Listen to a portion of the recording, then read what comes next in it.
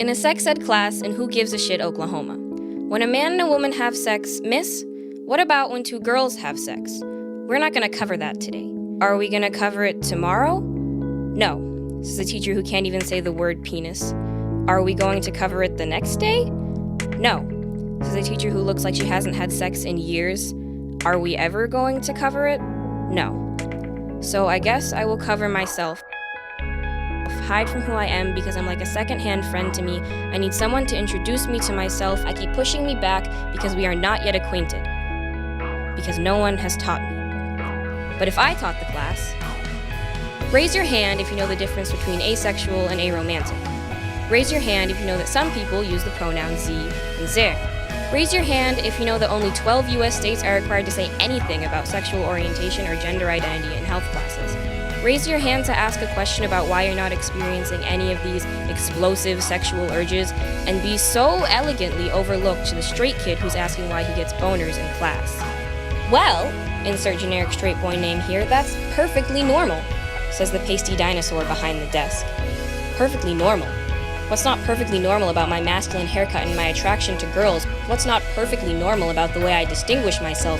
What's not perfectly normal about not checking either of the gender boxes on your stupid survey about how much I've learned in this class? I'll leave them blank like you've left me. Nameless. They spend 3 days going over the effects of hard drugs, but not 1 minute on sexuality. Everyone knows that heroin is bad for you, but I can count the people in this room that know what the word polysexual means on one hand. Why is my identity so scandalous to you? You'll show kids tattered vaginas but not girls with dicks as if the world is flat. Am I more infectious than an STD? Sit down if you've never been confused about liking boys or girls.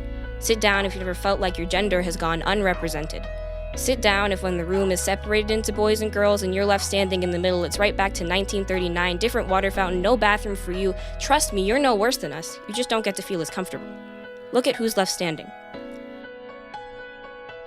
Stand with them. You tell us, people are just afraid of what they don't understand. Teach them.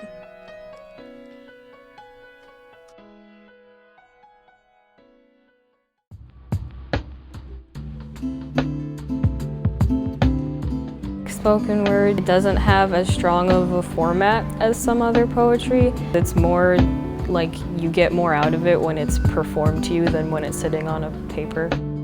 Heteronormativity is something that I understand deeply in my life because it affects me personally. I guess it changed from in the beginning, it was just kind of like, here's like the wrong things. So I learned stuff about like not just how it is here, how sex ed is taught here, but like throughout the country or whatever. I think people probably like it because it's like straightforward, kind of. Like, it just kind of calls out the bullshit and it's not really stuff that people talk about that much because like if you're not taught it and if you don't go and like look for that kind of information yourself, you don't know it. So like the people that do know about it are like, yeah, everybody needs to know this, and then people that don't are like, oh, this is new. I should have been taught this earlier.